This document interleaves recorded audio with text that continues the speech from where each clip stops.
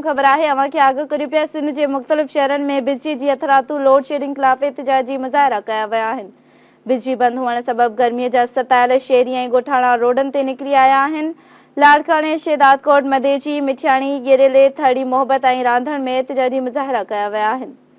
बिजली जी हथरातू load shedding कई पई वञे। एहतिजाज कंदड़नि जो इहो चवणु आहे त अॻु में बि घणी गर्मी आहे, मथां बिजली बंदि कई वई आहे। मुतासिरनि जो चवणु आहे त बिजली बहाल न कई वई त एहतिजाज जो दाइरो वधायो वेंदो। नाज़रीन, आगाह करियो पिया अवां खे सिंध जे मुख़्तलिफ़ शहरनि में बिजली जी हथरातू लोड शेडिंग ख़िलाफ़ एहतिजाजी मुज़ाहिरा कया विया आहिनि। बिजली बंद हुअण सबब गर्मीअ जा सतायल शहरी ऐं ॻोठाणा रोडनि ते निकिरी आया आहिनि। लाड़काणे, शेदादकोट, मदेची, मिठियाणी, गेरेले, थड़ी मोहब्बत ऐं रांधण में एहतिजाजी मुज़ाहिरा कया विया आहिनि।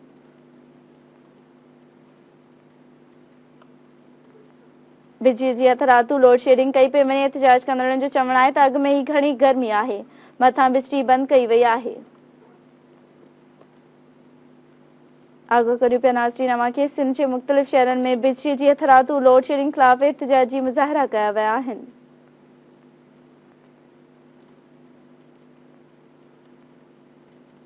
बिजली बंद हुअण सबब गर्मीअ जा सतायल शहरी ऐं ॻोठाणा रोडनि ते निकिरी आया आहिनि। लाड़काणो, शेदादकोट, मदेची, मिठियाणी, गेरेले, थड़ी मोहब्बत, रांधण में भी एहतिजाजी मुज़ाहिरा कया विया आहिनि। बिजली जी हथरातू लोड शेडिंग कई पई वञे। एहतिजाज कंदड़नि जो चवणु आहे त अॻु में ई घणी गर्मी आहे, मथां बिजली बंदि कई वई आहे। इन हवाले सां वधीक अपडेट मालूम कंदासीं। टेलीफोन लाइन ते मौजूद आहे शेदादकोट खां सदाम सोलंकी। जी सदाम, आगाह कजो, कहिड़ा तफ़सील आहिनि?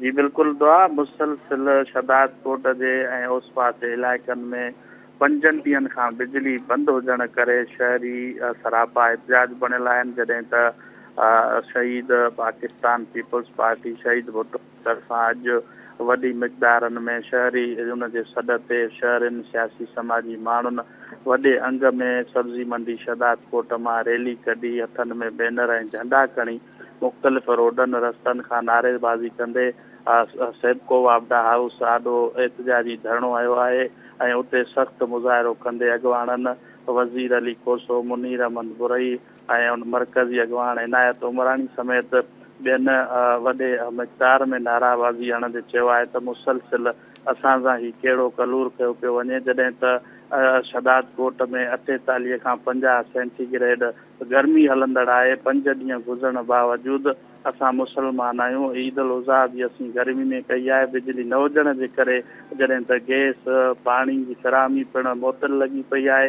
हिन अहिड़ी कहर वारी गर्मी में बर्फ़ जे लाइ पाणी पीअण लाइ बर्फ़ कान्हे। जॾहिं त उस पास में ऐं इलाइक़े वासियुनि में वॾी बेचैनी छायल आहे। उन्हनि मुतालबो कंदे हुकूमत खां ऐं इंतिज़ामिया सेबको खां घुर कई आहे त फौरी तौर ते जेका शदादकोट जी बिजली आहे उहा बिना कंहिं वजह खां शुरू चालू कई वञे। त ठीकु आहे सदा मामा जी, महिरबानी। नाज़रीन, सिंध जे मुख़्तलिफ़ शहरनि में बिजली जी हथरातू लोड शेडिंग ख़िलाफ़ एहतिजाजी मुज़ाहिरा कया विया आहिनि। बिजली बंद हुअण सबब गर्मीअ जा सतायल शहरी ऐं ॻोठाणा रोडनि ते निकिरी आया आहिनि। लाड़काणे, शेदादकोट, मदेची, मिठियाणी, गेरेले, थड़ी मोहब्बत ऐं रांधण में भी एहतिजाजी मुज़ाहिरा कया विया आहिनि।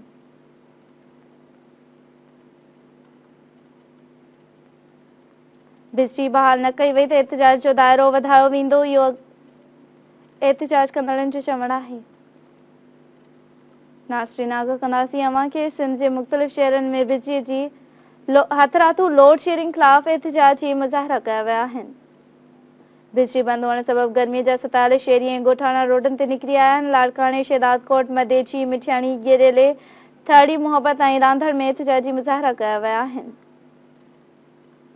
बिजली जी हथरातू लोड शेडिंग कई पई वञे। एहतिजाज कंदड़नि जो इहो चवणु आहे। संदन वधीक चवणु आहे त अॻु में ई घणी गर्मी आहे, मथां बिजली बंदि कई वई आहे। इन हवाले सां वधीक अपडेट मालूम कंदासीं। टेलीफोन लाइन ते मौजूद आहे धरती टीवी जो रिपोर्टर गेरेले खां सागर अली शाह। जी सागर, आगाह कजो, छा सूरत हाल आहे उतां जी? जी गेरेलो ऐं पसगढ़ में गुज़िरियल 4 ॾींहंनि खां बिजलीअ जो ड्रिगो ब्रेकडाउन, त बर्फ़ पिणु हुअण लाइ थी वई। माण्हू बिजली ऐं थधे पाणीअ लाइ तड़पण लॻा आहिनि। बिजलीअ ते काड़ो होॾां पिणु ठप थी वियो आहे। शफ़ीक अहमद मंगी, गुलाम अब्बास सोलंकी, ख़ादिम हुसैन ऐं ॿियनि मीडिया ॻाल्हाईंदे चयो आहे त बिजली जो हलंदड़ चेन खां डिगो ब्रेकडाउन, नंढा तोड़े वॾा माण्हू लिंग साड़ींदड़ गर्मीअ में सख़्तु परेशान बणियल आहिनि। जॾहिं त बर्फ़ जे चइनि कारखाननि मां हिकिड़ो कारखानो हले थो, जॾहिं त थधे पाणी जी पिण इन लाइ खोट थी वई आहे। जॾहिं त नंढो केन 300 वारो 1800 रुपया में ग़रीब माण्हूअ खे ॿिन्ही हथनि सां फुरे लुटे रहिया आहिनि। ठीकु आहे सागर, अव्हांजी महिरबानी।